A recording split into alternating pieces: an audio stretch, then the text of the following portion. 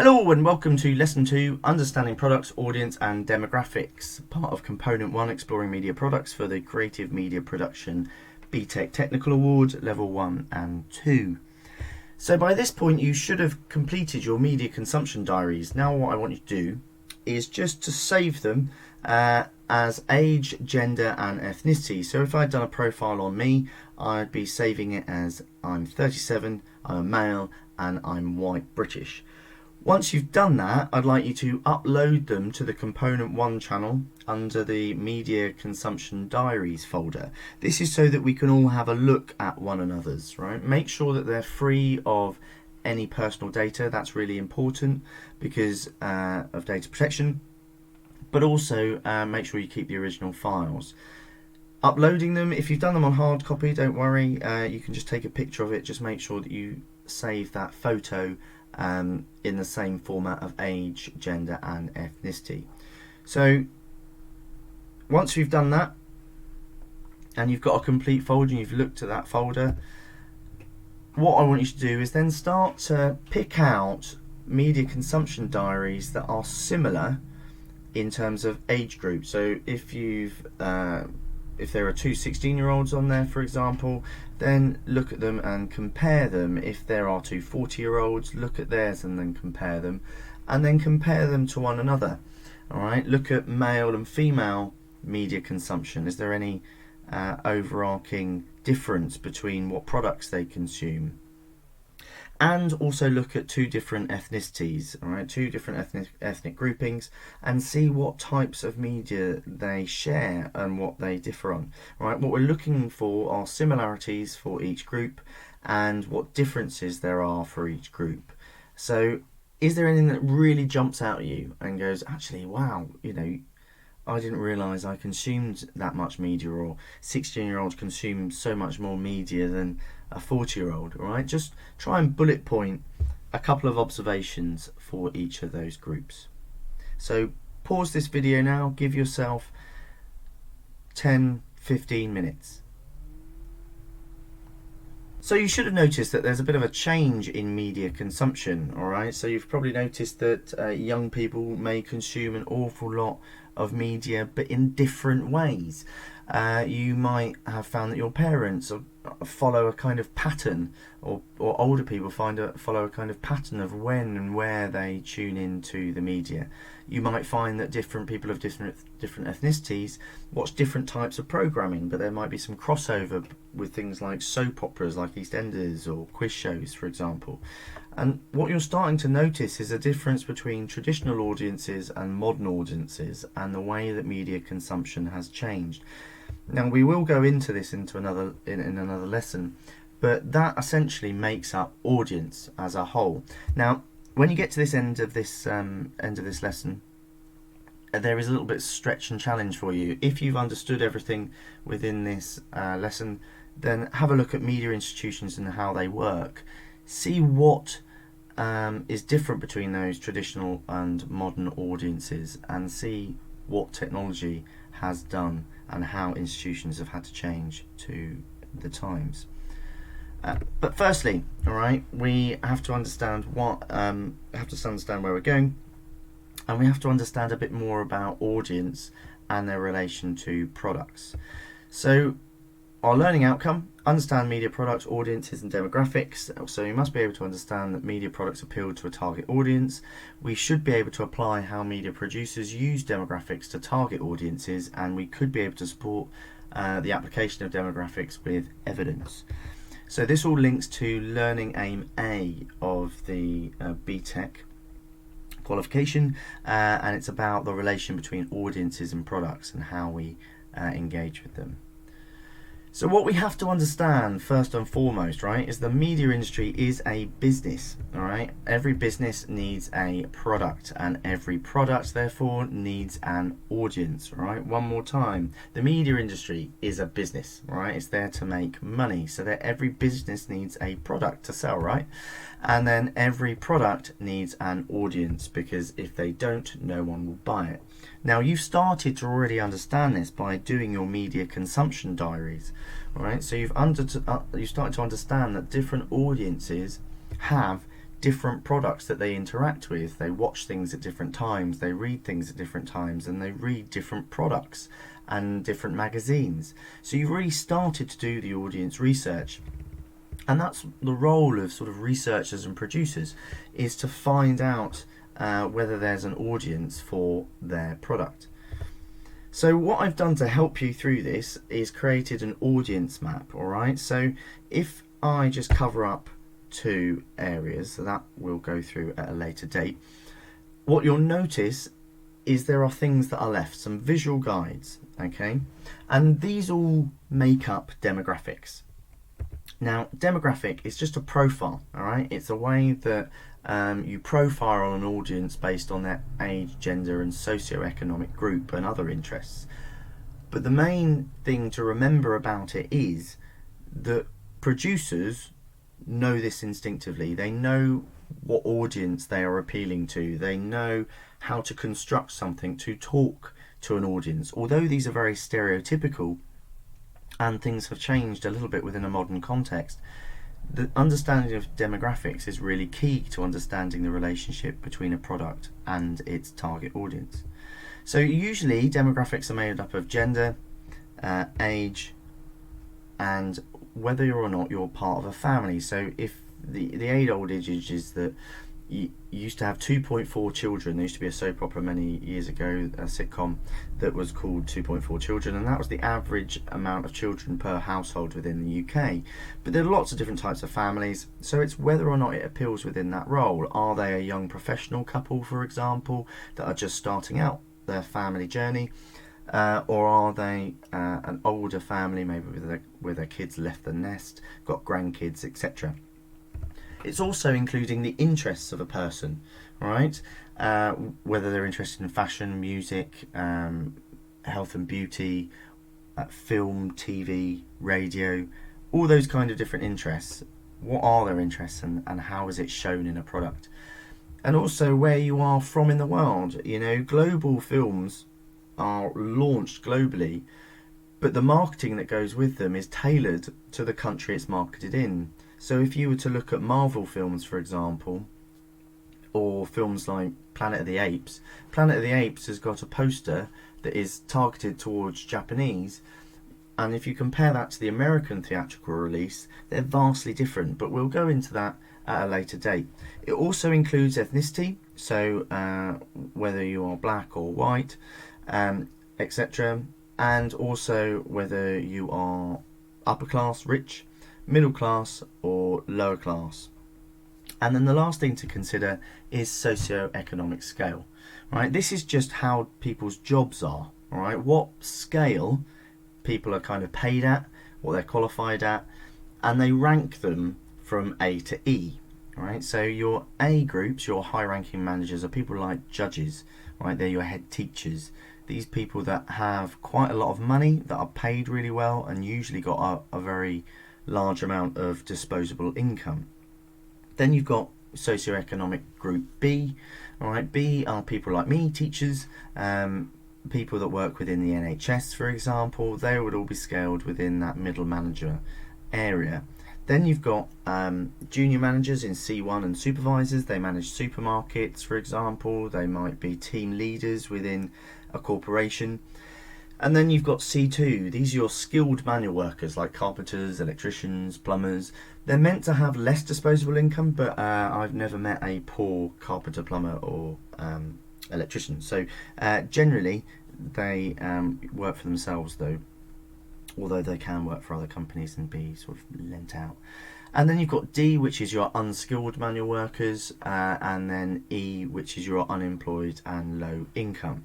All right, so what we'd expect if they are an expensive product, like a fashion brand, then you'd expect that to appeal to ABC1 demographics in the socioeconomic scale, because they can afford to buy that product. You know, someone that is unemployed is not necessarily going to be thinking about the latest Prada. They're going to be thinking about the food that is on their table and how they're going to survive.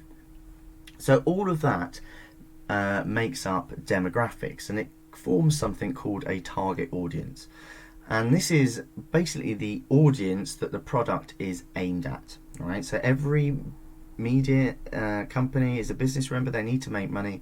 They need to generate products that are going to be consumed and engaged with. So they always have a target audience in mind. So if we were to use this map, lay it out in front of you, and as we go through the next tasks, it is available on Teams. It's available at the bottom of this video. Try and identify the different audiences by tracking it through these different parts. So to show you an example of this, all right, if I was to give you the front cover of Vogue, all right, there's the lovely Emma Watson, then what I'd start with is by looking at male and female. You know, what gender is this magazine aimed at? Now, if you know Vogue, it's a fashion magazine in terms of genre, and therefore it has a sort of more skewed demographic towards females because they're generally more interested in fashion, as well as Emma Watson being on the front cover as a bit of an aspiration. Okay, so we'd say that that is the reason why gender is going to be female in terms of target audience and demographic.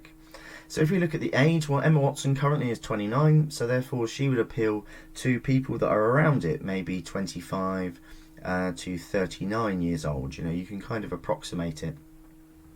But given her age background, you would assume that that age demographic is fitting.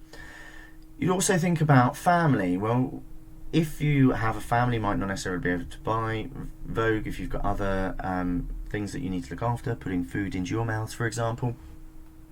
But it could appeal to the ABC1 older, for example, if they've got you know, a good job with a high disposable income, and you can see evidence of that because the beauty news is reversing the body signs of aging. All right, so the fact that you can look at it and you can go, well, actually, maybe if you're starting to age, I'm starting to age and I'm 37, I can certainly see some grey hairs, then therefore you can start to ascertain that the demographic is pushed. It's not going to be around that solid 29. It will start to get towards an older demographic. So then you can look at the interests. Now, interests are really easy to do on a magazine, because if you read the cover lines, which have all got articles, so if you go back to the beauty news, that's clearly an interest in fashion, and clearly an interest in beauty and trying to be younger. But there's also Emma Watson, Life after Harry Potter. There's Inside Glamorous Parties, Secret Family Past. So you can see that there is evidence of celebrity culture, interests, gossip as well that's going in there. And then you can really clearly see the fashion by must-have full looks. And by having that suggests that there is fashion obviously straight from the ghetto. Then you've got nationality, so it's in English, so we know that these countries are going to have to be the UK, English-speaking countries like Australia, New Zealand, America. Vogue does have different editions for different areas of the world, and is reflective of the different fashion industries, so it's a little bit more complex, but nationality in terms of that, we can assume English and therefore expand from that. Then if we were to go to class, well, remember what I was saying about the upper and middle classes being able to afford other things. Upper class, maybe they're owning business or they've inherited the money. Middle classes because they have better job roles maybe, and therefore can afford designer clothes. So that's where we look at class in terms of demographic and how it's being appealed to.